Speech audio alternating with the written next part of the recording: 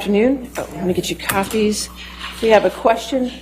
Copy who said? I only have 2 copies, so that's what go. Let me just read into the record the question. It's basically in regards to number C, items 1 and 3, and number C is a jury instruction on the finding instruction.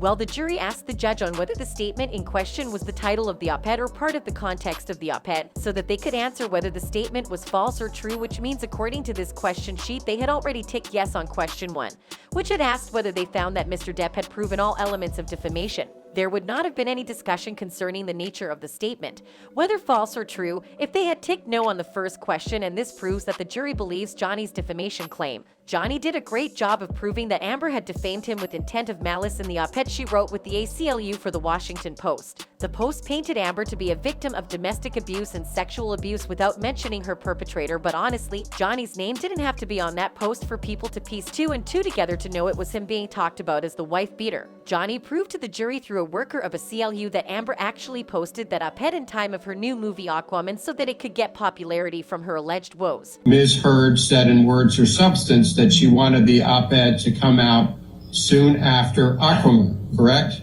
I believe that's correct. Who did she relate that to? I don't recall, although I believe that there's documents that we produced that can shed some light on that. People watched Aquaman not only because it had great actors like Jason Momoa, but because they were sympathizing with Amber's character Mira, who had emerged from a strong survivor of domestic abuse and sexual violence abuse. Johnny also proved to the jury that Amber had had an agenda all along, and she had even tipped off paparazzi on where she would be to report him for abuse and get a restraining order against him. She had also told the paparazzi that she needed the right side of her face to be captured because she had a bruise. On May 27th, 2016. We were trying to capture Amber leaving the courthouse and an alleged bruise on the right side of her face.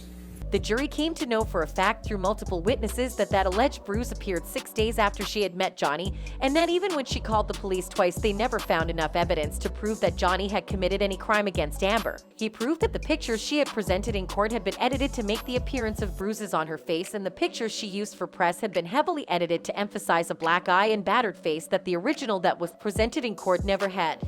I'm sorry that I didn't hit you across the face in a proper slap, but I was not punching you. Babe, you're not punched. Don't tell me what it feels like to be punched. No, even a lot of... He proved that he never hit Amber, and it was actually him who was cushioning the blows from her, claiming that Amber would verbally and physically abuse him, referring to him as an old man with any chance she got, and also hitting him and throwing stuff at him. He claimed that all he ever did during arguments was run away and hide, and this is even confirmed by Amber herself. He also proved that Amber's main intent was to get money from him because when he gave her the $7 million he was supposed to give her after divorcing, Amber claimed to have given the money to charity when in reality she had never done such a thing. Johnny's main aim in this trial was to prove that his life had been destroyed for something he had never done. He wasn't an abuser but the victim of one, and even after their divorce, Amber was still holding him by her ropes. And this was his chance for him to cut those ropes and be free. Now that the world has responded to his cries and realized he had been hurting in silence, the world has listened and supported him. It's now time for the jury to make a just and fair ruling of rectifying a broken life. That's it for this video. Don't miss any video from Film Streak as we give you all the latest news Hollywood has to offer. Thanks for watching.